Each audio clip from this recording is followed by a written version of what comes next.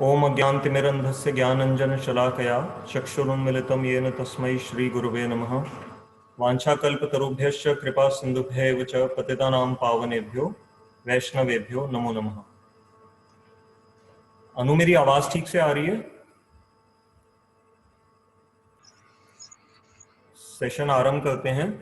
पिछली बार हम सबने श्रीमद् भगवद गीता का दूसरा अध्याय आरंभ कर लिया था और उसके अनुसार हम पहले श्लोक को काफी हद तक कवर कर चुके हैं, परंतु क्योंकि उसमें अर्जुन के मन की बड़ी विशद परिस्थिति का वर्णन है और हमारे साथ भी जीवन में ऐसी घटनाएं विशेष करके आजकल बहुत हो रही हैं कि जब मन का जो प्रॉब्लम्स हैं मन की, उससे सारा संसार लगभग इस समय भी जूझ रहा है। तो हमने इसलिए उस श्लोक को हम थोड़ा डिटेल में कर रहे हैं।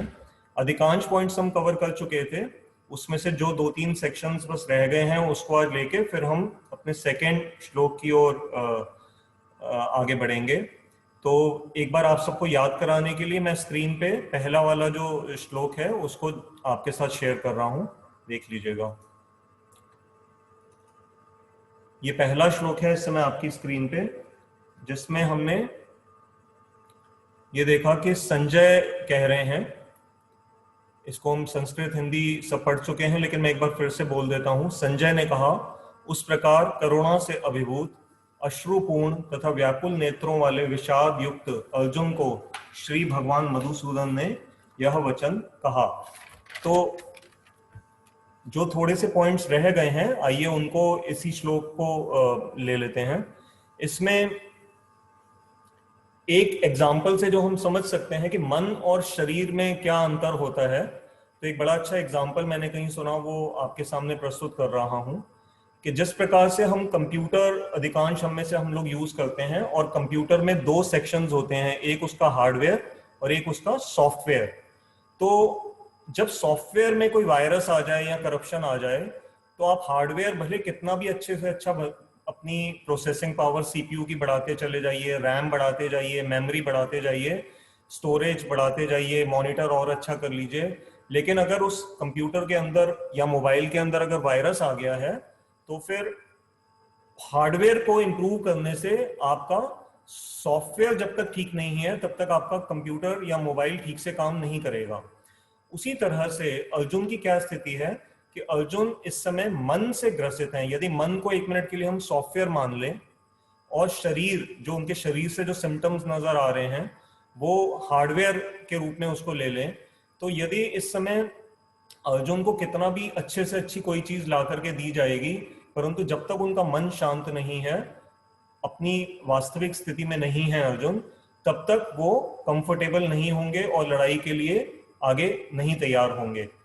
उसी तरह से हम इस संसार में भी ये देख सकते हैं कि कई बार जो हमारा जो भौतिक साइंस की जो प्रगति जिस धारा से आगे बढ़ रही है उसमें कोई बुराई नहीं है, वो ठीक है अपने आप में प्रगति करना, लेकिन उसमें एक परेशानी ये आ रही है कि हम लोगों ने मन की स्थिति को एक तरह से नेग्लेक्ट कर दिया है।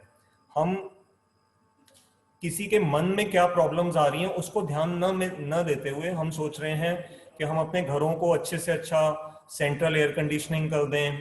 अब पॉल्यूशन की थोड़ी समस्या होती है तो हम एंटी पॉल्यूशन डिवाइसेस घरों में लगा रहे हैं। पानी खराब आता है तो हमने आरओ सिस्टम्स इन्वेंट कर लिए हैं। कार्स हम एक से एक अच्छी यूज कर रहे हैं। इंटरनेशनल ट्रेवलिंग के लिए अच्छे से अच्छे हवाई जहाजों में इधर से उधर जाते हैं। जब घूमने जाते हैं तो अच्छे होटल्स में रहते हैं, अच्छे से अच्छा खाना खा रहे हैं, अच्छे से अच्छी मेडिसिन भी ले रहे हैं। लेकिन ये सारे अपने लिए जो हमने अरेंजमेंट्स कर लिए हैं ठीक वैसा ही है कि जैसे कंप्यूटर का हार्डवेयर हम अच्छा बढ़ाते जा रहे हैं, परंतु जो उसका सॉफ्टवेयर के अंदर जो करप्शन है, अर्थात जो लोगों के मन में इस समय परेशानियां हैं, जो सेटिस्फेक्शन नहीं है, जीवन का उद्देश्य हमें मालूम नहीं है, उसकी वजह से जो एक डिससेटिस्फेक्शन है सबके मन में, उसको मॉडर्न साइंस या मॉडर्न इकोनॉमी, मॉडर्न गवर्नमेंट्स जो हैं वो एड्रेस नहीं कर रही हैं। तो वो जो समस्या है वो सॉफ्टवेयर के जो इश्यूज हैं उसको क्योंकि हम एड्रेस नहीं कर रहे हैं और हार्डवेयर को बस इंप्रूव करने में अपनी एनर्जी लगा रहे हैं, तो इसलिए इस समय पूरे विश्व में एक इनकम्पैटिबिलिटी अर्थात आपस में तालमेल दोनों का आपस में नहीं बैठ पा रहा है और इसीलिए लोग या हम सभी लोग कुछ हद तक इन चीजों से परेशान हैं। तो यही अर्जुन से भी यही स्थिति है। तो इसलिए अब भगवान जो आगे अभी उपदेश उनको देना आरंभ करेंगे, भगवान उसकी बाहर की स्थितियों की बात नहीं करेंगे, सीधा उसके मन को एड्रेस करेंगे और उसको मन की स्थिति को ठीक कैसे करना है उसको वहां पर बताएंगे। उसके साथ एक बहुत इंटरेस्टिंग बात मैंने कहीं सुनी, आप में से कई जो डॉक्टर्स हैं, विद्वान हैं, आप जानते होंगे कि हमारे ब्रेन के दो हिस्से होते हैं, एक राइट हैंड साइड ब्रेन जो है और एक दूसरा लेफ्ट हैंड साइड का जो हमारा ब्रेन है। जो लेफ्ट हैंड साइड वाला ब्रेन है वो लॉजिकल डिसीजंस लेने के लिए रिस्पॉन्सिबल होता है, और जो लेफ्ट साइड का जो ब्रेन का हिस्सा है वो हमारे शरीर के राइट हैंड पार्ट्स को कंट्रोल करता है। और जो दूसरा जो राइट हैंड साइड का जो ब्रेन है हमारा, वो किस तरह की एक्टिविटीज कंट्रोल करता है, जैसे आर्ट्स हो गई, साइंस, मैथमेटिक्स, ये सब चीजें वो राइट वाला जो साइड है वो क्रिएटिविटी इत्यादि को कंट्रोल करता है और शरीर के लेफ्ट हिस्से को कंट्रोल करता है। तो इन दोनों में जब आपस में तालमेल ना बैठ रहा हो तो इसका मतलब कोई परेशानी है और बीमारी है। अभी नॉर्मल एक इंसान के जीवन में ये बैलेंस बना रहता है, परंतु अर्जुन की इस समय स्थिति क्या है कि उनका जो लॉजिकल साइड है ब्रेन का, जो लेफ्ट साइड है, लॉजिकल साइड है, वो इस समय नीचे दब गया है। वो लॉजिकली नहीं सोच पा रहे हैं कि मुझे इस युद्ध को अगर करना है तो उसके मेरे को जो ज्यादा नुकसान हो जाएंगे, अर्जुन इन चीजों को सोच के चिंतित हैं। तो अर्जुन का जो इस समय राइट हैंड साइड का जो ब्रेन है वो इस समय ज्यादा एक्टिव हुआ है, अर्थात वो ज्यादा इमोशन से इस समय ग्रसित हैं। तो उनका जो इमोशन वर्सेस लॉजिक का जो आपस में द्वंद्व चल रहा है, इस लड़ाई के अंदर इस समय इमोशंस हावी हुए हैं, जिसको हमने पिछली बार अच्छी तरह डिस्कस किया था कि इमोशंस को हमें अपने जीवन को कंट्रोल नहीं करने देना है, उनको जितना उनकी यूटिलिटी है बस उतना ही उसको यूज करना है। तो ऐसे ही हमने भी अब क्या सीखना है कि कभी हमारे साथ भी ऐसा हो सकता है कि हम कई बार ज्यादा इमोशनल हो जाते हैं तो लॉजिकल नहीं सोच पाते, कई बार बहुत ज्यादा लॉजिकल हो जाते हैं तो इमोशंस को भी कई बार हम ताक पे रख देते हैं।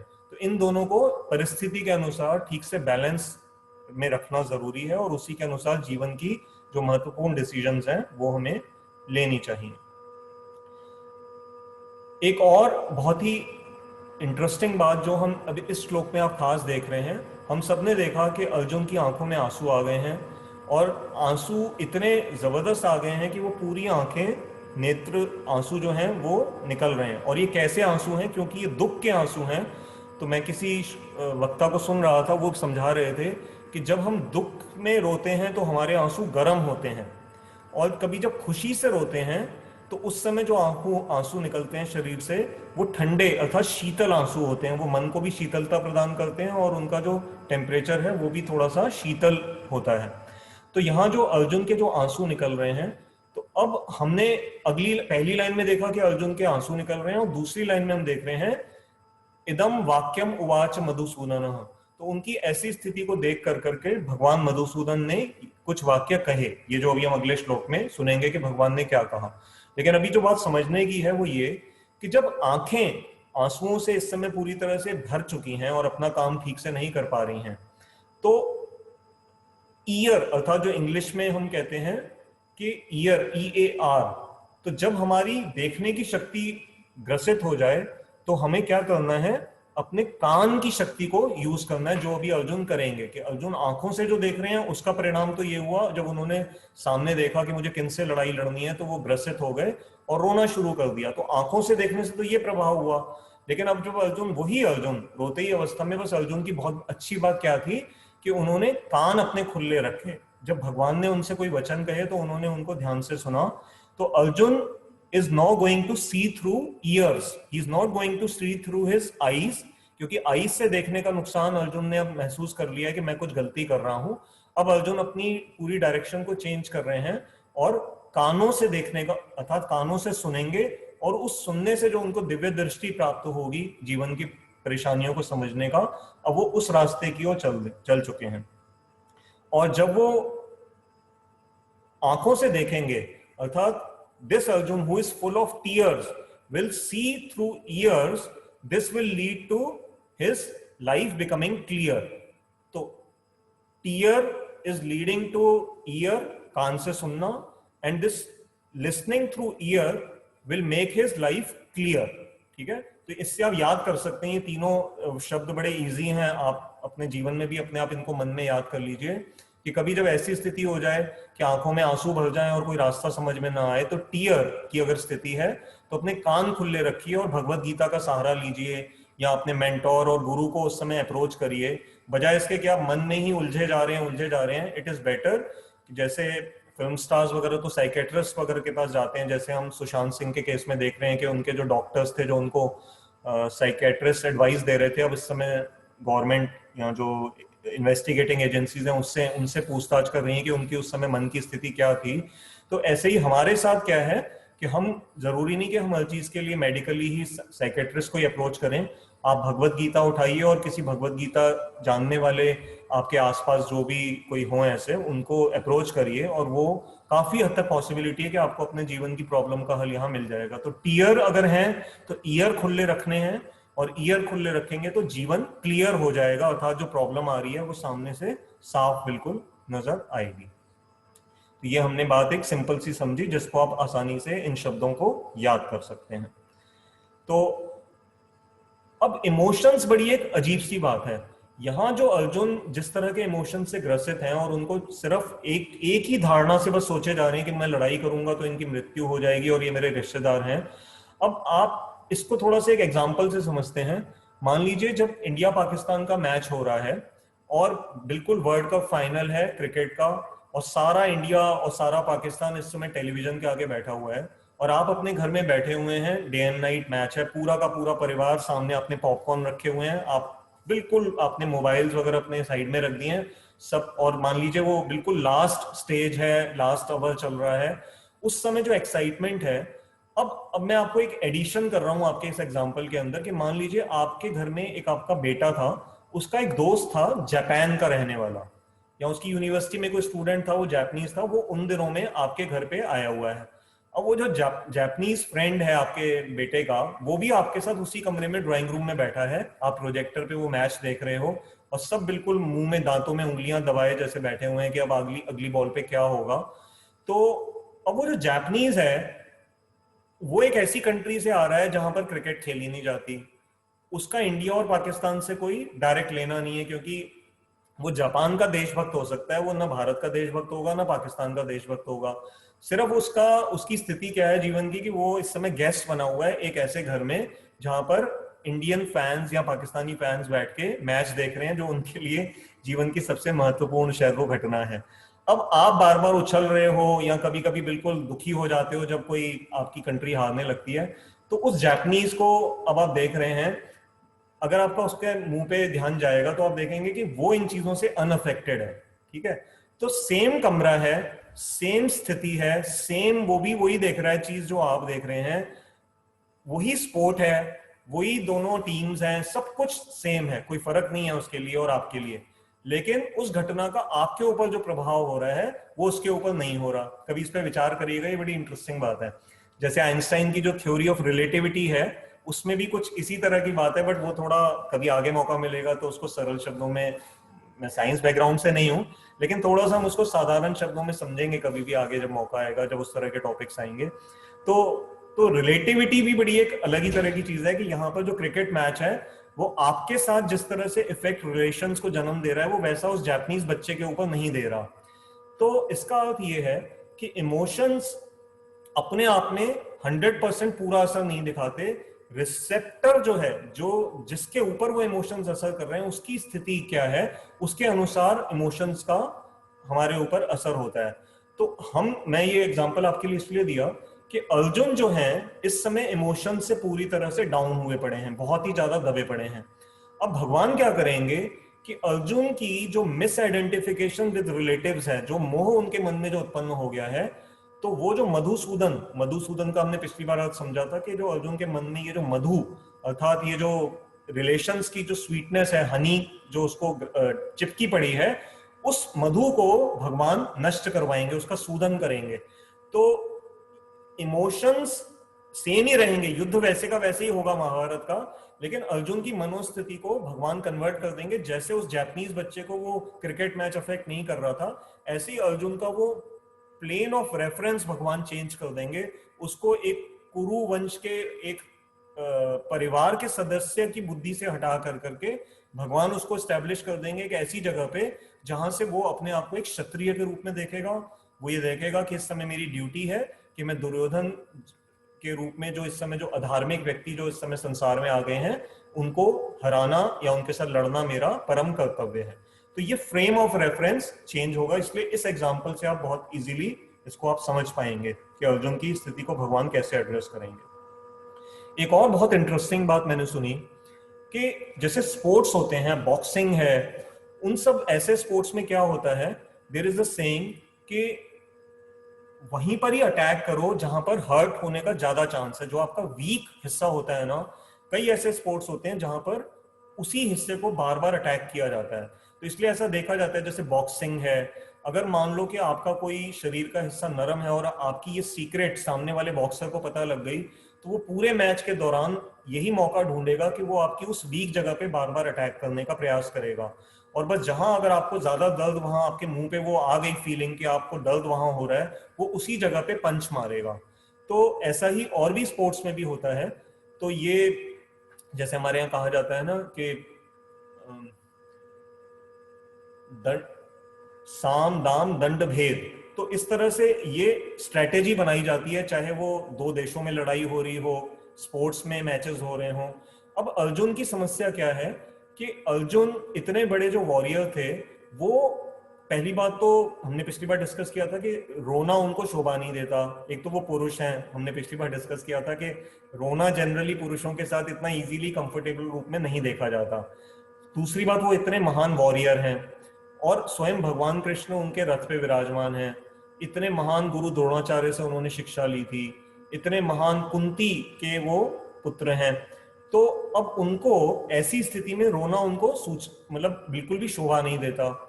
तो जब हमने ये देखा कि हर्ट वेयर इट हर्ट्स वाली जो कहानी है, अब जो दुर्योधन वगैरह है ना, वो जैसे ही अर्जुन को रोता हुआ इस समय देख लेंगे या देख रहे हैं, तो वो ये समझ जाएंगे कि ये मौका बहुत अच्छा है अर्जुन के वो पूरी तरह से अटैक करने का। जैसे ही वो देख लेंगे कि ये इस समय वीक है, इमोशनली वीक है और इसने अपना गांडीव भी बाहर रख दिया है, तो Arjun has come to a very vulnerable position, जहां पर बड़ी आसानी से अब इस समय उनको युद्ध में ओवर पावर किया जा सकता है। तो भगवान उनकी इस बात को देख के खुश नहीं है और अगले ही श्लोक में वो इस चीज को एड्रेस करेंगे। तो इसलिए गीता जो है एक बहुत ही वंडरफुल स्ट्रेस रिलीवर है। और मैं यही बात आपसे बस बार बार यहाँ तक लाना चाह रहा था कि जो मन की स्थिति जो इस समय अर्जुन की है, कभी कभी हम में से कई लोग ऐसी स्थितियों में अगर आ जाएं तो उस समय हार नहीं माननी है और गीता का सहारा लेना है। तो दूसरा एक इसी के साथ बहुत जुड़ा हुआ क्लोज एक सवाल आता है कि हमारी जो सोसाइटी है, आप बुरा नहीं मानना, अधिकांश जो हम इस समय जिस चीज में गर्व करते हैं वो है दो पीस हैं। वो दो पीस क्या हैं? एक है पोजेशन और दूसरा पोजीशन। आप विचार कीजिएगा, सारी दुनिया, चाहे वो आपकी अपनी घर के आसपास की कॉलोनी हो, आपकी टाउनशिप हो, आपकी सिटी हो, फिर स्टेट लेवल पे जाएंगे तो स्टेट लेवल की पॉलिटिक्स है, कंट्री लेवल पे जाएंगे तो नेशनल लेवल पॉलिटिक्स है, और फिर उसके बाद इंटरनेशनल पोजीशंस हैं जैसे यूनाइटेड नेशंस वगैरह। आप देखना वहां पर किस चीज के लिए सारी दुनिया इस समय प्रयास कर रही है, वो ये दो पीस ही हैं। एक पोजेशन, अर्थात मेरे को अधिक से अधिक चीजें मैं कंट्रोल करूं, और दूसरा पोजीशन, कि मेरी पोजीशन समाज में क्या है। इन दो पीस के लिए ही पूरी दुनिया एक्टिव रहती है, प्रयास कर रही है, दिन रात उसी में ही हम लोग लगे हुए हैं। तो अर्जुन को भगवान ये समझाने का आप आगे प्रयास करेंगे, और अर्जुन समझ भी गए हैं कि मेरे पास पोजीशन पहले से भी है, अर्जुन सबसे महान योद्धा है, और पोजेशन जो इस समय जिस युद्ध के लिए वो लड़ाई हो रही है, तो अर्जुन ने पहले ही डिक्लेयर कर दिया कि अगर मुझे राज्य मिल भी जाएगा, लेकिन यदि ये रक्त से रंजा हुआ होगा तो मैं इससे खुश नहीं रह पाऊंगा। तो यहाँ पर समझने का बात यह है कि ऐसा संसार में बहुत देखा गया है कि बहुत बड़े बड़े राजा आए जिन्होंने बड़े अत्याचार इत्यादि किए, और उन्होंने पोजीशन हासिल कर ली और पोजीशन से फिर अपनी पोजेशंस को तरह तरह से बढ़ाया, लेकिन अंततः वो खुश नहीं हुए जीवन से। तो अर्जुन की भी यही स्थिति है। वो ये सोच रहे हैं कि ये जो पोजेशन और पोजीशन का जो के पीछे जो हम अपेरेंटली इस समय महाभारत के युद्ध में खड़े हुए हैं एक दूसरे का गला काटने के लिए, इससे मैं खुश नहीं हूंगा। लेकिन फर्क बस क्या है कि अर्जुन ये सोच रहे हैं कि पोजेशन और पोजीशन के लिए लड़ाई हो रही है, परंतु वो ये भूल गए हैं कि इसके पीछे जो और एक महत्वपूर्ण कारण है वो है संसार में धर्म की स्थापना करना। वो एक हायर इस समय टारगेट होना चाहिए था। उसको ध्यान में रख कर करके अगर पोजीशन और position as a byproduct अगर अर्जुन को मिलती हैं, उससे अर्जुन को परहेज नहीं करनी चाहिए थी। तो यहां पर इसलिए अर्जुन जो है पूर्ण रूप से बात समझ नहीं पा रहे हैं और रिलेटिव एंगल से वो देख रहे हैं। तो उनको ये जो गीता का उपदेश अब जब सुनेंगे तो काम उनको, उनके हृदय में कामनेस आएगी अर्थात शांत होंगे, क्लैरिटी ऑफ विजन आएगा, ठीक है, और उसके साथ कॉन्फिडेंस लेवल भी अर्जुन का बढ़ेगा।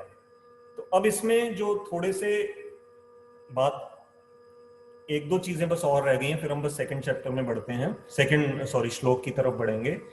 यहां पर आप देख रहे हैं कि जो इंटेंसिटी है अर्जुन के ग्रीफ की वो कोई कम नहीं है। ये वास्तव में अभी तो हम सुन रहे हैं, लेकिन थोड़ी देर के लिए इमेजिन करिए आंखें बंद करके कि युद्ध के मैदान में आप देख रहे हैं इतनी विशाल सेनाएं दोनों तरफ खड़ी हैं और जो सबसे बड़ा योद्धा है वो इस समय लगभग रोने की स्थिति पे आ चुका है, बल्कि रो ही रहा है और उसका धनुष छूट गया है। तो ये जो ग्रीफ की स्थिति है ये कोई कम नहीं है, बहुत ज्यादा है।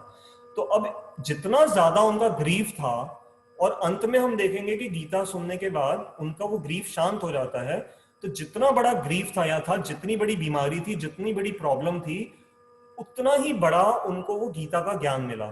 तो कई बार हम गीता को ऐसे नहीं समझ पाते, हम सोचते हैं कि अच्छा क्या है ये, ठीक है, लोग बस ऐसे ही शायद रिस्पेक्ट करते हैं, बट पता नहीं गीता इतनी ग्रेट है या नहीं है। परंतु जो लोग ये समझेंगे, ये जो अर्जुन विषाद योग पे जो हमने इतना समय लगाया है, आज लगभग हमारी शायद 19वीं क्लास है, तो 18 क्लासेस हमने पहले चैप्टर पे लगाई, लगभग 17 क्लासेस। तो 17 क्लासेस अर्थात 17 घंटे हमने दिए पहले चैप्टर के ऊपर। क्यों समझने के लिए दिए? क्योंकि जो अर्जुन की, जब तक हम प्रॉब्लम को बहुत अच्छी तरह से समझ नहीं पाएंगे तो हमें गीता के ज्ञान की महत्ता पूरी तरह से हम उसको अप्रिशिएट नहीं कर पाएंगे। हमें लगेगा कि नहीं, ये तो एक कॉमन लैंग्वेज में हम कहेंगे कि ठीक है, वो कह रहा था मेरे को लड़ना नहीं है, वो कह रहे हैं लड़ ले, वो कह रहे हैं मुझे लड़ना नहीं है, वो कह रहे हैं लड़ ले। कई लोग इस तरह से मजाक उड़ाते हैं। तो ये वैसा नहीं है। अगर आपने सचमुच इसमें प्रवेश, अभी तक जितना अगर मैं सक्सेसफुल हो पाया हूं आपके साथ उस भाव को देने का, तो आप समझ गए होंगे कि जो अर्जुन विषाद योग, जो पहला चैप्टर था विषाद योग, ये योग शब्द बड़ा इंटरेस्टिंग, आपने कभी नहीं देखा होगा कि दुख के साथ कभी भी योग शब्द आपने कभी भी नहीं आते हुए देखा होगा, लेकिन बड़े बड़े आचार्यों ने पहले चैप्टर को अर्जुन विषाद योग का नाम दिया। तो विषाद हुआ अर्जुन को, तभी तो वो योग की स्थिति में पहुंचे। तो विषाद कितना हाई लेवल का था, और उससे भी जितना हाई लेवल का वो विषाद था उसको एड्रेस किया भगवान के वचनों ने, इस गीत ने, इस सुंदर गीत ने, जिसको हम गीता के नाम से जानते हैं। तो जितना महान ये विषाद था उससे कई गुना, मतलब बहुत ही पावरफुल, उनको इसीलिए उसी तरह का टॉनिक या वैक्सीन दी गई। तो हाँ, अभी मुझे वैक्सीन शब्द से ध्यान आया, जैसे एक और हम समझ सकते हैं, वैक्सीन जैसे दुनिया में आज की डेट में भी कई तरह की एग्जिस्ट करती हैं, जो हम अपने बच्चों को BCG का टीका लगवाते हैं, हेपेटाइटिस की वो लगवाते हैं, परंतु वो सभी इंपॉर्टेंट हैं।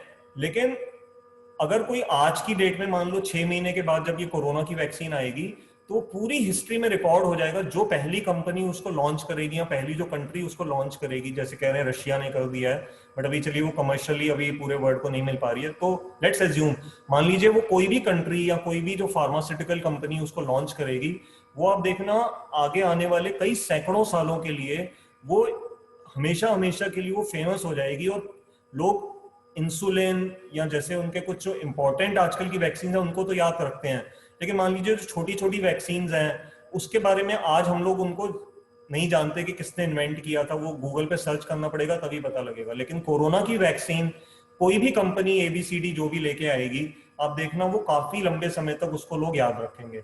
क्यों? क्योंकि बीमारी बहुत बड़ी थी, कोरोना एक पेंडेमिक है।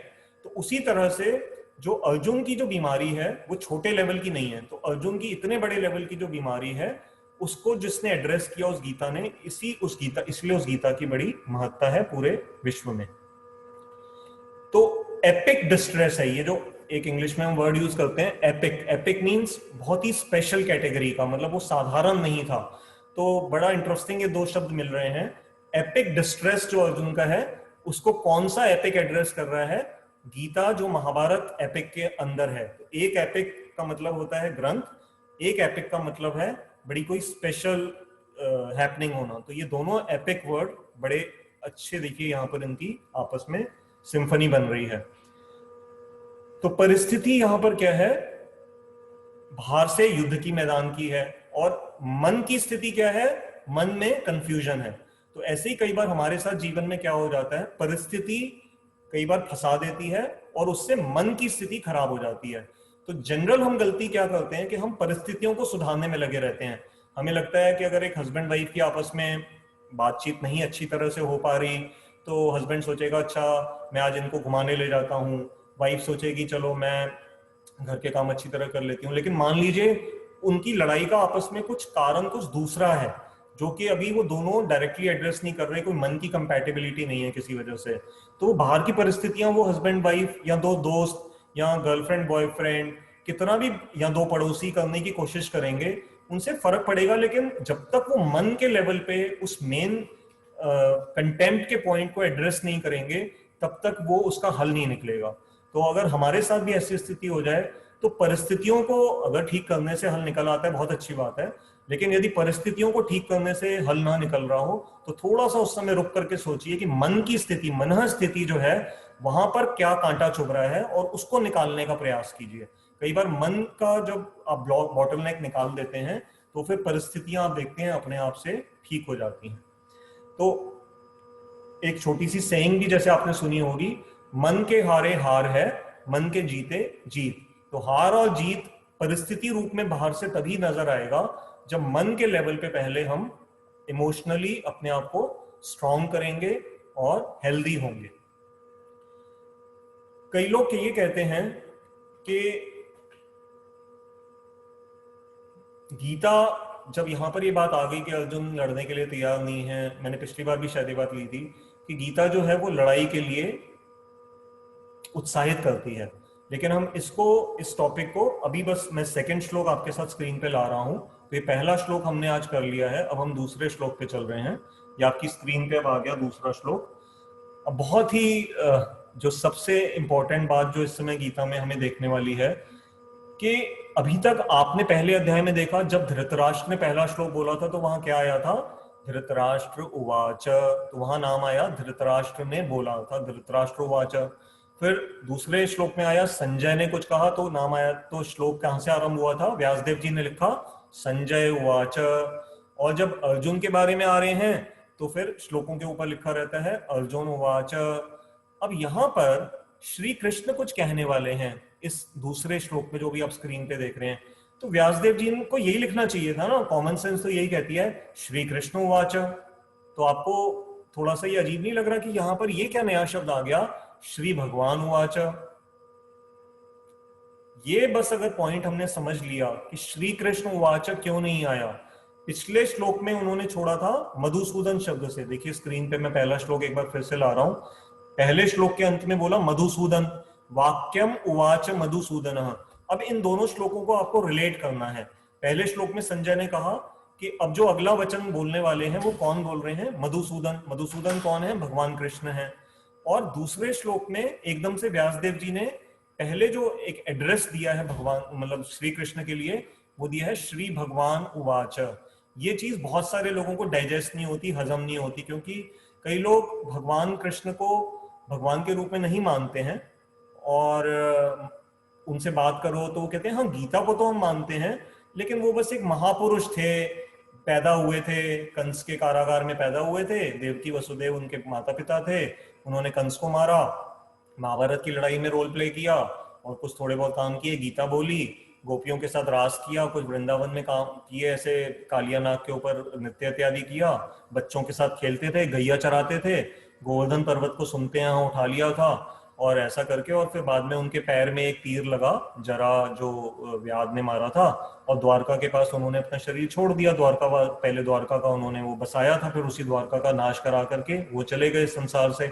हाँ गीता को मानते हैं तो वो महापुरुष थे, ये बहुत सारे लोगों की प्रॉब्लम है। अभी उसके बहुत सारे अच्छे उत्तर आज इस श्लोक में तो नहीं है, उसके बाद में हम आएंगे। लेकिन अभी एटलीस्ट हमें थोड़ा सा मन में ये समझाना है कि श्री भगवान उवाच जो व्यासदेव जी लिख रहे हैं, तो कुछ ना कुछ तो देखिए। अभी तक गीता के आपने इतने श्लोक पढ़ लिए, 46 श्लोक पहले अध्याय के थे और ये दूसरा श्लोक सेकंड अध्याय का आ गया।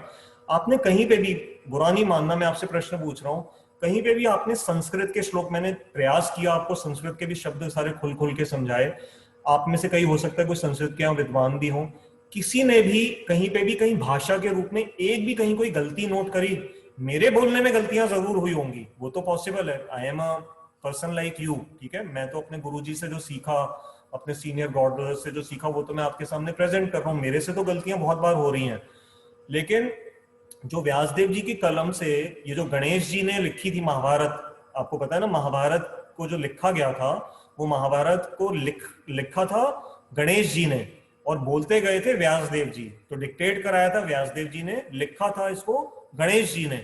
तो इसके अंदर एक भी संस्कृत में कहीं पे आपने कहीं पे कोई अभी तक गलती कहीं महसूस करी, कोई ऐसी अपने इररिलेवेंट चीज कहीं पे भी देखी?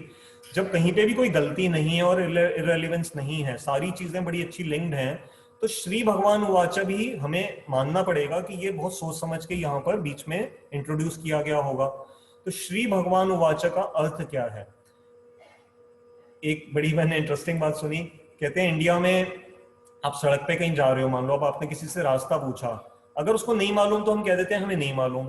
अब आपके घर से पड़ोस से कोई बच्चा आया, पूछा कि आंटी आप, मेरी मम्मी पूछ रही हैं कि आंवले की चटनी कैसे बनती है। अब अगर आपको नहीं मालूम तो आप कह देते हो ना नहीं मालूम, आप जबरदस्ती तो नहीं उस समय बच्चे को बताओगे, हाँ हाँ मैंने ऐसा, शायद ऐसे होगा कि कहीं आंवला पहले तोड़ के लाना पड़ेगा, फिर इसको मिक्सी में डालना, नहीं नहीं मिक्सी में नहीं डालना उसको, उसमें हमाम दस्ते में कूटना है, नहीं नहीं कूटना नहीं है उसको ना, क्रश कर दो किसी भी तरह से, माइक्रोवेव में रख दो। तो आप ऐसे तुक्के तो नहीं मारते ना।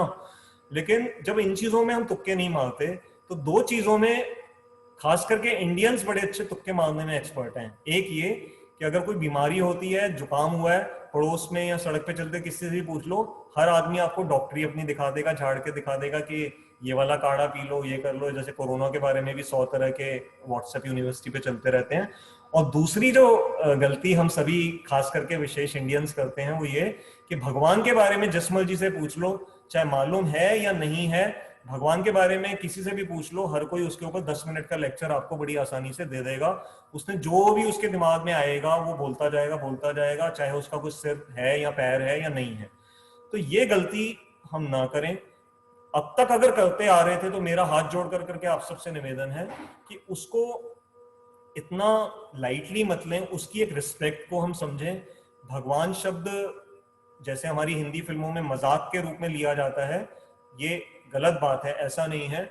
भगवान को जब हम प्रॉपर समझेंगे, जैसे आप अपनी कंट्री के प्राइम मिनिस्टर को, प्रेसिडेंट को रिस्पेक्ट देते हैं, है ना, जो बड़ी बड़ी ऑर्गेनाइजेशंस हैं उनके हेड्स को एक रिस्पेक्ट मिलती है, कि इनकम टैक्स के जो ऑफिसर हैं या उस डिपार्टमेंट के जो हेड होते हैं, एक स्कूल के प्रिंसिपल होते हैं, उनको एक रिस्पेक्ट उनके नाम के साथ जुड़ी होती है। ऐसे ही जो पूरे ब्रह्मांड को जो बनाने वाले हैं, उनका टाइटल है श्री भगवान, तो उनको रिस्पेक्ट देना बनता है।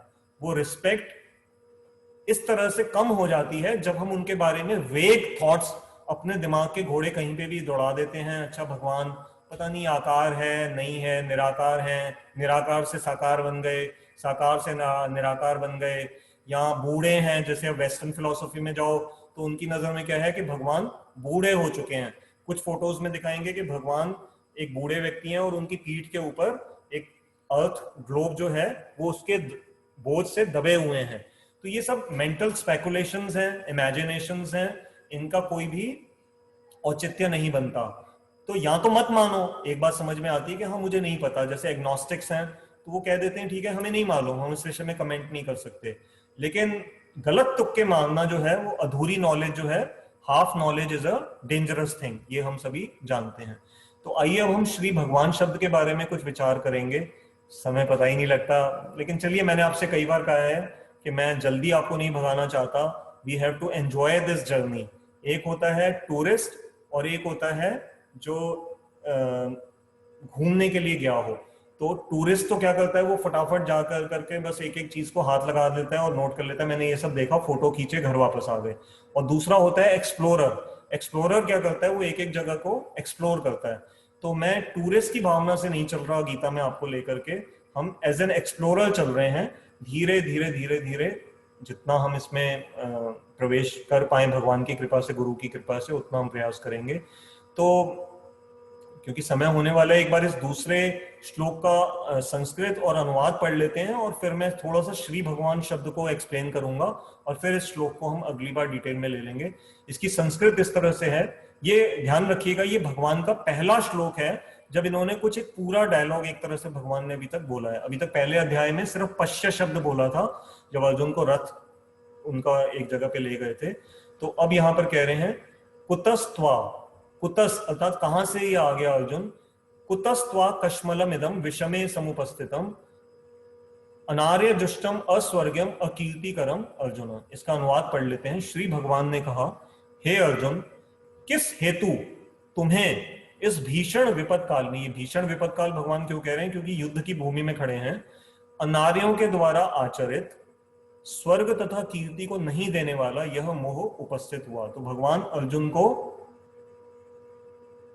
प्रश्न से ही एड्रेस कर रहे हैं कि कहां से ये तुम्हारे मन में, ये इस विकट परिस्थिति में, कहां ये युद्ध का समय है, अब तुम्हें मोह आना था तो यहां तो थोड़ा पहले आ जाता, तुम मेरे से अलग से पूछ लेते, लेकिन अब जब बिल्कुल युद्ध की तैयारियां हो गई हैं और शंख बज गए हैं, इस समय तुम्हारे मन में ये मोह कहां से आ गया।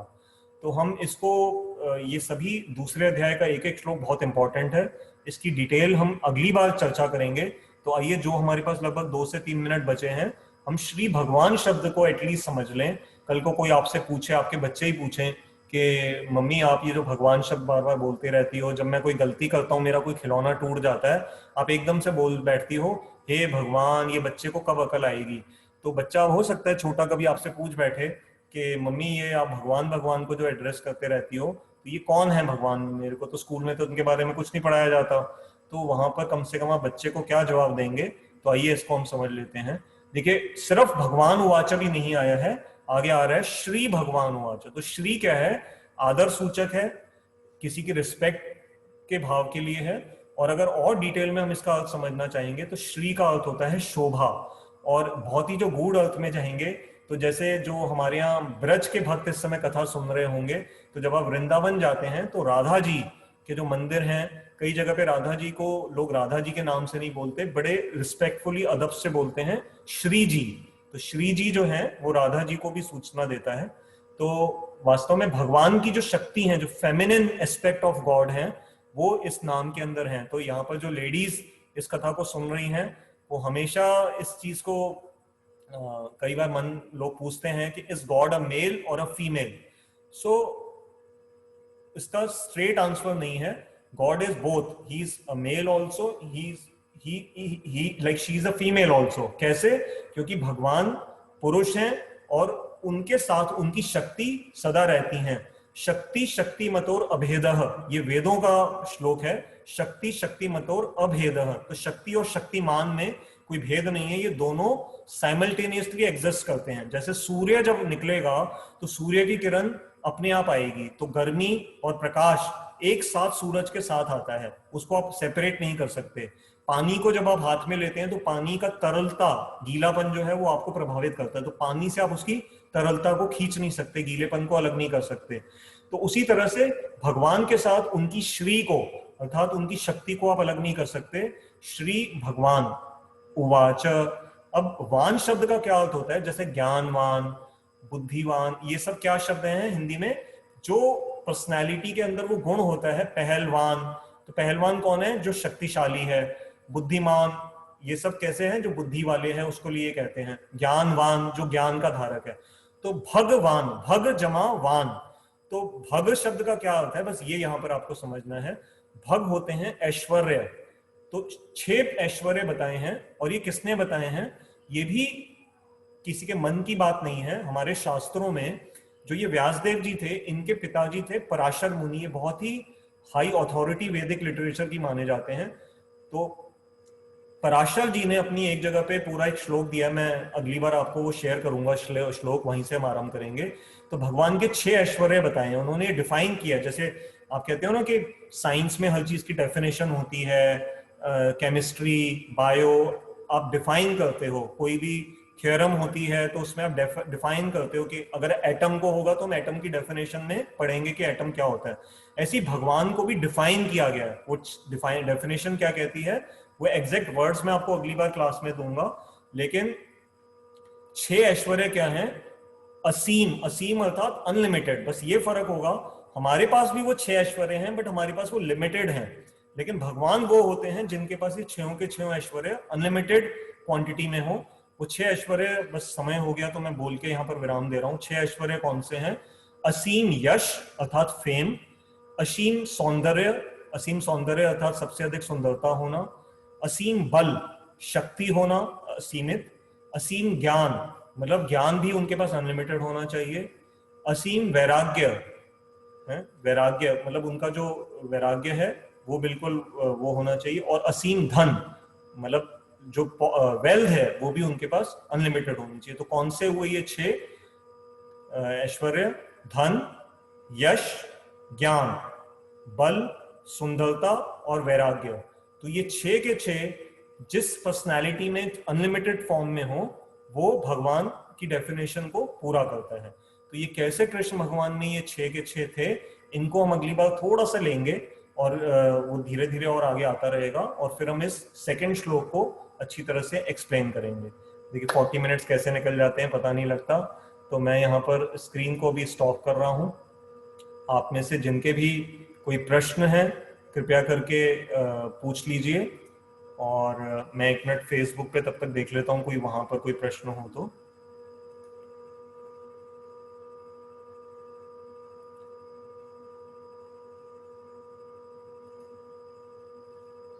ठीक है, अभी तक कोई प्रश्न वहां नहीं है, तो आप में से जो भी कोई प्रश्न पूछना चाहें तो या तो आप अपना, जैसे जूम में फीचर होता है, आप अपना हैंड रेज कर सकते हैं, या फिर चैट बॉक्स में लिख दीजिए तो मैं आपको अनम्यूट कर दूंगा, और फिर हम उस प्रश्न को जितना प्रयास करके उसको एड्रेस कर पाएंगे।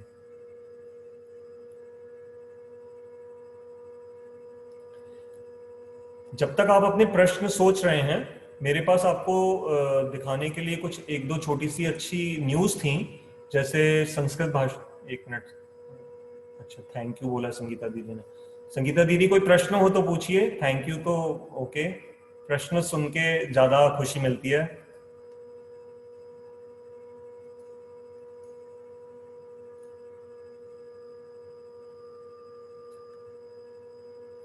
एक मैं आपके साथ तब तक आपको एक वो दिखाता हूँ, एक न्यूज है वो आपके साथ दिखाता हूँ। देखिए अच्छी न्यूज है, आपको संस्कृत भाषा के बारे में ये पढ़ के अच्छा लगेगा। आप स्क्रीन पे देख रहे हैं, IIT Indore to teach science in Sanskrit. तो इसको अगर आप स्क्रीन पे मैं थोड़ा सा और बड़ा कर देता हूँ, IIT Indore has introduced a one of its kind course to teach classical scientific text to students in Sanskrit, starting with Bhaskar Acharya's mathematical treatise Lilavati of almost 1,000 years ago. Over 750 people, अब ये देखिए कितनी अच्छी बात है, 750 लोग, बच्चे जो हैं पूरी दुनिया से, सिर्फ इंडिया से नहीं, उन्होंने इस कोर्स के लिए अभी तक साइन भी कर लिया है, जो 22 अगस्त को शुरू हुआ है। तो इस तरह से हम अच्छा इन्होंने आगे लिखा है, it has lined up fortnightly programmes to teach metallurgy, astronomy, medicine and plant sciences in Sanskrit. तो संस्कृत जो भाषा है, ये मैं अगली बार इसी श्लोक में एक आर्य शब्द आया है, तो उसको आज हमारा समय खत्म हो गया था तो मैं इसके लिए ले नहीं पाया, अगली बार हम लेंगे। तो संस्कृत भाषा इतनी परफेक्ट भाषा है कि इसको कंप्यूटर एल्गोरिथम्स लिखने के लिए भी, और वैसे भी इसके अंदर किसी भी तरह की त्रुटि, जैसे आप बुरा नहीं मानना, मैं किसी भाषा का अपमान नहीं कर रहा, लेकिन लिमिटेशंस हैं दूसरी भाषाओं में। जैसे इंग्लिश में आपको पता है बहुत सारी प्रॉब्लम्स हैं। ईयर ही शब्द में जैसे बार बार बोल रहा था, अब मैं ईयर YEAR बोल रहा हूं या EAR बोल रहा हूं, तो ये मुझे क्वालिफाई करना पड़ेगा, तो मुझे बताना पड़ेगा। तो बहुत सारी ऐसे भाषाओं के साथ प्रॉब्लम्स हैं, बट संस्कृत भाषा में हर शब्द का बड़ा अच्छा एक अर्थ होता है। मैंने बड़ा अच्छा एक अर्थ सुना था, हृदय, हृदय जैसे जो हमारा हार्ट होता है। अब इंग्लिश का जो हार्ट है उसका कोई मतलब नहीं है। आप देखो इंग्लिश का HEART, इसका कोई मतलब नहीं निकल रहा, इसको आप कैसे तोड़ोगे? हियर करोगे तो हियर का कोई हर्ट से कोई मतलब नहीं निकलता। लेकिन जो हमारा संस्कृत में जो हृदय शब्द है, उसमें बड़ा अच्छा उन्होंने समझाया हुआ था कि हृ प्लस द प्लस य। मैं थोड़ा सा कंफ्यूज हो रहा हूँ, मैंने कुछ समय पहले पढ़ा था, बट उसका भाव ये था, हृदय में से एक, इसमें से जो अल्फाबेट है इसका अर्थ था कि वो जगह जहां से हार्ट मतलब पंप होके एनर्जी जाती है, और दूसरा था द मतलब वहां से एनर्जी वापस आती है। तो देखो हमारा जो हृदय है ना, वो ये ब्लड को पंप करता है, फिर दूसरी जगह से ब्लड वापस आता है, और ये सारा जो कार्य जो करने से जीवन को शक्ति मिलती है। तो ये हृदय शब्द का छोटा सा लेटर है हृदय, लेकिन इसका जो अर्थ निकलता है संस्कृत में वो एक एक शब्द का इस तरह से वो उस हृदय धातु से वो शब्द बना है। तो ये बड़ा अच्छा एक संस्कृत के बारे में था। और देखिए इसी के साथ एक और मन की स्थिति के लिए मैं आपको ये एक थोड़ी दुखद घटना है, ये एक हफ्ता पहले घटी थी, आप देख पा रहे हैं स्क्रीन पे। ये एक लड़की थी 16 साल की, इसके पिताजी रेलवे के बहुत बड़े ऑफिसर थे, और ये नेशनल लेवल की शूटर थी, नेशनल लेवल की, मतलब एक छोटी मोटी शूटर नहीं थी। लखनऊ की ये घटना है। उस बच्ची को पता नहीं क्या उसके मन में किसी वजह से वो डिप्रेस थी, मन की उसको क्या उसको परेशानी हुई। उसके पिताजी दिल्ली में उस समय पोस्टेड थे, और वो बेचारे पिताजी अभी शहर की तरफ जा ही रहे थे अपने परिवार से मिलने कि उनको समाचार मिला कि इस लड़की ने अपनी माँ को और अपने भाई को शूट कर दिया। तो जैसा इस न्यूज से हमें पता लग रहा है कि वो डिप्रेस थी। तो मैं ये मेरा उद्देश्य इस तरह की न्यूज शेयर करने का ये नहीं है कि हम दुखी हो जाएं, लेकिन अगर हम इन सब न्यूज से इससे सीखेंगे नहीं तो कल को कोई हमारे रिश्तेदार के, ये भी तो परिवार किसी न किसी का रिश्तेदार होगा, किसी के मित्र होंगे, किसी के पड़ोसी होंगे, तो क्या हमारे भी कहीं कोई पड़ोस में, रिश्तेदारों में या मित्रों में कहीं कोई ऐसी घटना ना घट जाए कभी, तो हम इन सब चीजों को एड्रेस कर सकते हैं। इतनी टफ नहीं है। मन क्या है, उसका सिर्फ मन ही तो परेशान था ना। तो यदि माँ बाप बचपन से ही अगर हम ध्यान रखें कि अपने बच्चों को, उनको मन शरीर से हम उनको कॉम्प्लान, बॉर्नवीटा, क्या क्या चीजें ला करके देते हैं। अब ये तो लड़की शूटर थी, तो इसके माँ बाप ने क्या उसके लिए कोई कमी रखी होगी? उसकी माँ बाप ने जब उसको पहली बार बचपन में गन लेके दी होगी और किसी अच्छी शूटिंग एकेडमी में ट्रेनिंग के लिए एडमिट करवाया होगा, बहुत पैसा भी खर्च किया होगा क्योंकि शूटिंग के लिए बहुत पैसा भी खर्च होता है, तो क्या उस समय उनके मन में ये बात आई होगी कि कुछ साल के बाद जो बंदूक आज हम बच्ची को अपने पैसों से खरीद के ले रहे हैं, वो बंदूक से वो हमारे को ही मार देगी? उस समय कोई सोच सकता था कि ये बात हुई होगी? अगर उनको ये पता होता तो क्या वो उसको बंदूक लेकर के देते? क्या वो उसको शूटिंग सिखाते? नहीं। तो माँ बाप ने तो अपनी सारी ड्यूटीज पूरी करी, उसको धन से, उसको हर तरह से उसको सहूलियत दी, लेकिन कहीं पर उस बच्ची के मन में कोई चीज आ गई। अब ये तो मुझे नहीं पता, आगे इस न्यूज के बारे में पता नहीं लगा कि क्या हुआ था, लेकिन ये मैंने इसलिए आपको थोड़ा सा आपके साथ बताया कि मन की जो बीमारियां हैं ये छोटी नहीं है, इनको एड्रेस करना चाहिए। और इमीडिएटली अगर ऐसे कुछ सिम्टम्स आ रहे हैं तो डॉक्टर्स की हेल्प लीजिए, नहीं तो ये जो गीता को पढ़िए, खुद समझिए, और गीता में ही आपको अधिकांश प्रॉब्लम्स का हल जरूर मिल जाएगा। और हम इस पे थोड़ी सी एनर्जी लगाएंगे तो जरूर हम इन बीमारियों का हल ढूंढ सकते हैं, और ये जो बुरी बुरी घटनाएं रोज पढ़ने को मिल रही हैं इनसे हम बच सकते हैं। तो एक मिनट, चैट बॉक्स में कुछ कमेंट्स आए हैं, एक एक करके ले लेते हैं, मुझे बस एक सेकंड का समय दीजिएगा। संगीता दीदी को मैंने कहा था कि प्रश्न पूछिए, दीदी ने बड़ा इंटेलिजेंटली अपने आप को बचा लिया। कहती हैं you explain so beautifully, will ask for sure when I have one. तो जब मेरे को प्रश्न होगा तो मैं पूछूंगी। ठीक है दीदी, हम उस दिन का इंतजार करेंगे। वैभव अरोड़ा जी कह रहे हैं we usually want more money, big position, more possession, how should be control this thought? बहुत अच्छा प्रश्न है वैभव, बड़ा इंटेलिजेंट प्रश्न है।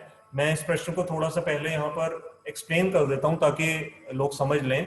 वैभव जी ये कह रहे हैं कि हम सभी लोग अधिकांश रूप से अधिक धन चाहते हैं, एक बड़ी पोजीशन चाहते हैं, और मोर पोजेशन, जो मैंने पोजीशन और पोजेशन की बात करी थी, वैभव जी ने उसी को ही प्रश्न बनाया है कि हम अधिक से अधिक चीजों को अपनी पोजेशन में लाना चाहते हैं।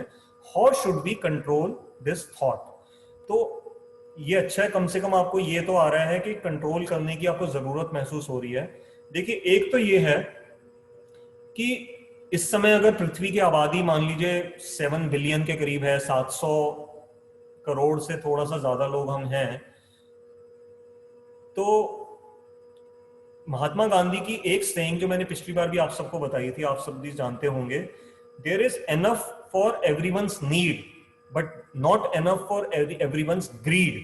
तो in this word Mahatma Gandhi ji ने एक बात बहुत अच्छी कही कि इस संसार के अंदर प्रकृति ने सबका पेट भरने के लिए, सबकी नीड्स पूरा करने के लिए तो सफिशिएंट रिसोर्सेज दिए हैं, लेकिन अगर आप अनलिमिटेडली भोग करना चाहते हो, अनलिमिटेड पोजेशंस चाहते हो, अनलिमिटेड धन कमाना चाहते हो, तो क्या है, प्रकृति का बैलेंस खराब होगा। तो इवन इकोनॉमी एंगल से भी, जो मॉडर्न इकोनॉमिक्स आप पढ़ते हैं इकोनॉमिक्स की थ्योरी, तो उसमें डिमांड और सप्लाई के रूल्स होते हैं, क्योंकि एक ही मतलब चीज है, अब उसके जैसे 1 अनार 100 बीमार, हिंदी में एक मुहावरा है, तो मान लीजिए धन तो लिमिटेड है, अब उसको चाहने वाले 100 हैं।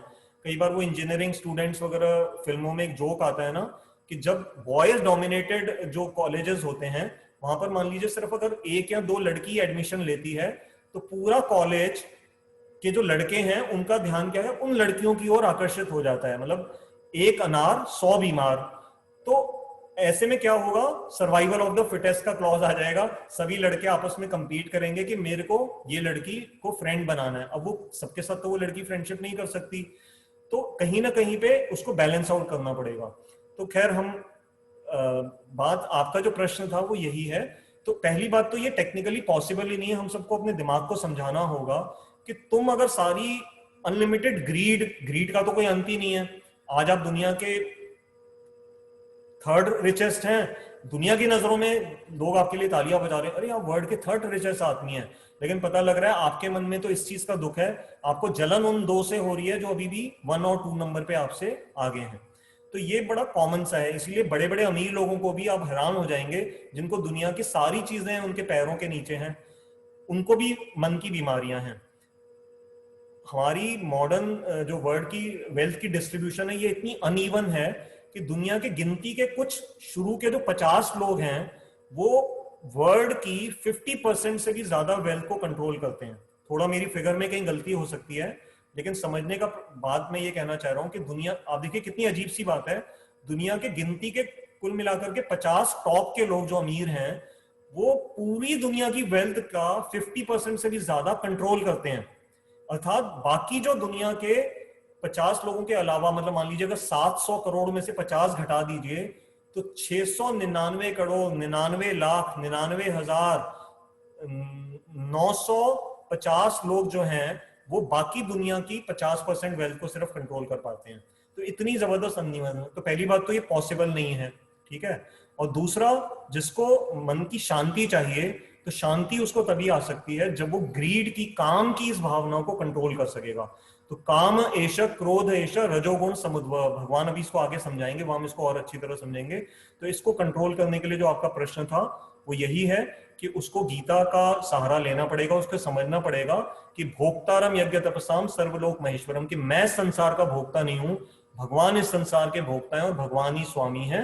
तो मेरे को जितना भी भगवान ने कृपा करके दिया है, जो मेरे भाग्य में है, वो मेरे को जो मिल रहा है, मैं उससे संतुष्टि रखूं और अपना कर्म, भगवान ने कहा है कर्म मत छोड़ना, कर्म करता रहूं और उससे संतुष्टि रखूं। तो रात को जो कम से कम जो नींद मुझे आएगी वो अच्छी आएगी और मैं अपना एक अच्छा जीवन जिसमें मुझे सेटिस्फेक्शन होगी वो मैं जी पाऊंगा। I hope I answered you. इसके बाद डॉक्टर मीनाक्षी का प्रश्न है, हम हिंदू भगवान के लिए इतने टॉलरेंट क्यों हैं? We should object if someone disrespects. Movies, serials, etc. all take Bhagwan lightly. Same can't be done to any other religion. Yes, regarding this repressed girl, I recommend we should be much more communicative in society. तो हमारी doctor Meenakshi ma'am बड़ा अच्छा विचार कह रही हैं कि हम हिंदुओं को ही, एक सिर्फ हिंदू धर्म ही ऐसा है जिसको लोगों ने, मतलब पूरा जो वर्ल्ड का जो मीडिया है, न्यूज़पेपर्स हैं, फिल्म इंडस्ट्री हैं, इन्होंने इसको फुटबॉल बना दिया है। अर्थात जब भी कोई बात होती है तो बस हिंदुओं के भगवानों को हम बहुत इजीली टारगेट बना लेते हैं। अभी किसी एक देश में जब ये गणेश चतुर्थी के दिन थे, मैंने व्हाट्सएप पे वीडियो देखी कि एक महिला एक मॉल में गई और गणेश जी की जो मूर्तियां पड़ी थी, उन्होंने कैमरा पे एक एक करके उन एक एक गणेश जी की मूर्ति को जमीन पे फेंक दिया और वो तोड़ दी गई। तो इस तरह की बहुत सारी बुरी बुरी घटनाएं हमें देखने को मिलती हैं। तो मैम कह रही हैं कि हमें ऑब्जेक्ट करना चाहिए कि अगर कोई डिसरिस्पेक्ट करता है। हमारी मूवीज, सीरियल्स, खास करके अगर जैसे नारद जी, हमारे, जब मैं कभी आपको नारद जी के बारे में सुनाऊंगा तो आप हैरान हो जाएंगे। और जिस नारद जी को आपने फिल्मों में देखा है कि बस वो उनकी एक चोटी का मजाक उड़ाते हुए दिखाया जाता है और वो नारायण नारायण कह के इधर से उधर आग लगाते हुए नजर आते हैं, तो ये बिल्कुल गलत पोर्ट्रेयल है नारद जी का। तो इस तरह से पंडित शब्द को हमने एक यहाँ पर गीता में पंडित शब्द आएगा अभी आगे जाकर करके, भगवान दूसरे अध्याय में ही बोलेंगे। और अगर हम आज किसी को कह देना, आपके बेटे को पंडित अगर कोई कह देगा तो बेटे का मूड ऑफ हो जाएगा कि मम्मी इसने मुझे पंडित कह करके चिढ़ाया है। तो जबकि पंडित शब्द का इतना उच्च कोटि का अर्थ है कि हम उसको समझेंगे तो हमारी आंखें खुली रह जाएंगी। तो खैर मैम, आपका पॉइंट बड़ा वैलिड है। ये हम हिंदुओं को भी वास्तव में, मैं ये इसको धर्म के रूप में नहीं लेना चाह रहा, लेकिन हाँ, किसी भी धर्म का अपमान नहीं होना चाहिए। तो हिंदुओं को कम से कम अपना ये आवाज उठानी चाहिए कि अगर अज्ञान से कोई कह रहा है तो उस अज्ञान को हम ज्ञान से दे करके उसको वो कर सकते हैं। लेकिन कोई ज्ञान देने के बावजूद भी बेंट अपॉन है कि नहीं, मैं तो आपका मजाक उड़ाते ही रहूंगा, मतलब मैं गणेश जी की सूंड का मजाक उड़ाऊंगा, मैं कृष्ण भगवान का इसलिए मजाक उड़ाऊंगा कि उन्होंने गोपियों के वस्त्र चुराए बिना ये समझे, या मैं भगवान राम का इसलिए मजाक उड़ाऊंगा कि उन्होंने सीता जी को छोड़ दिया। अब सीता जी और राम जी की जो डीलिंग्स है, इतना महान त्याग कोई साधारण रूप से कोई कर सकता है कि कौन अपनी पत्नी को किसी सिर्फ एक धोबी के कहने पे छोड़ देगा? परंतु उन्होंने छोड़ा तो उसके पीछे क्या कहानी थी, ये सब जो भाव हैं बड़े उच्च कोटि के, इनको समझने के लिए हमें थोड़ा समय देना होगा और ऐसे गुरुओं को एड्रेस करना होगा जो हमारा हाथ पकड़ के हमें ये बातें सिखाएं। और हाँ, आपने कहा है कि regarding this depressed girl, I recommend कि we should be much more communicative in society, तो हमें इस ज्ञान को फैलाना चाहिए। थैंक यू मैम, बहुत अच्छा आपने योगदान दिया।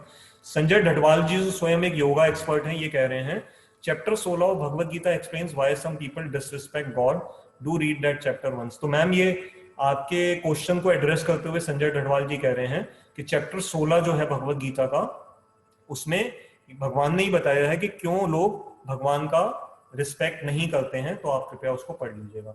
संजय ढटवाल जी, मैं बताना चाहूंगा कि वो इन्होंने गीता को बहुत कई बार, सैकड़ों बार पढ़ा है और स्वयं ये जो शरीर का जो योगा होता है इसके बहुत बड़े एक्सपर्ट हैं।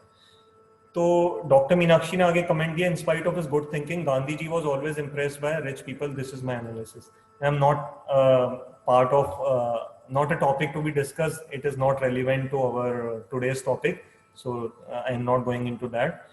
और डॉक्टर डी के गुप्ता जी जो हमारे गीता के एक बहुत बड़े स्वयं विद्वान हैं, कार्डियोलॉजिस्ट हैं, उन्होंने अपना कुछ एक मैसेज दिया है कि मैं कुछ बोलना चाहता हूं, तो मैं उनको यहाँ पर अनम्यूट कर रहा हूं, 1 सेकंड का समय दीजिएगा।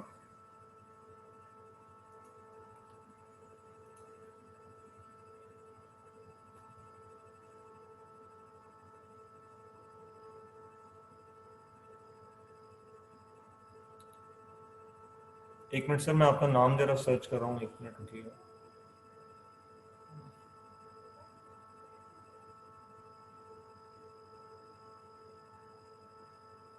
मुझे नजर ही नहीं आ रहे Gupta ji, 1 minute. IPhone sir, आप चैट बॉक्स में लिखिए आप किस नाम से, कहीं आपने मीटिंग छोड़ तो नहीं दी? मुझे नजर नहीं आ रहा आप किस नाम से हैं।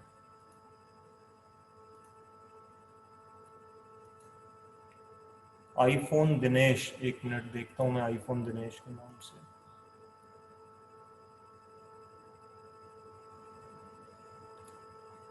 शायद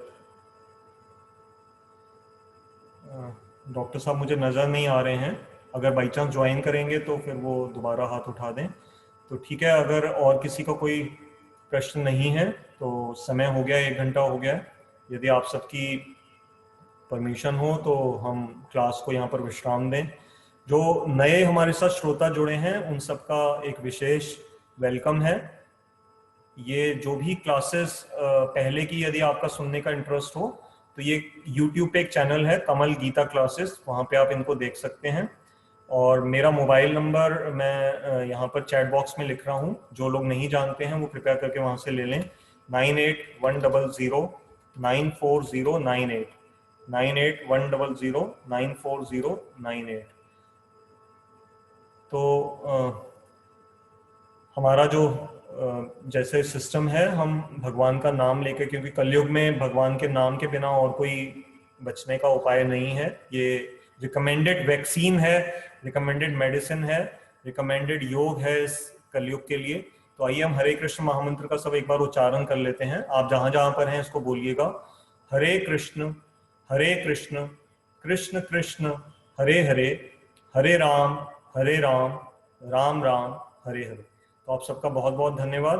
कुछ बोलने में गलती या कमी रह गई हो तो उसको क्षमा करेंगे और मुझे कमेंट में पर्सनल आईडी पे बता सकते हैं ताकि हम उसको अगली बार इम्प्रूव कर सकें।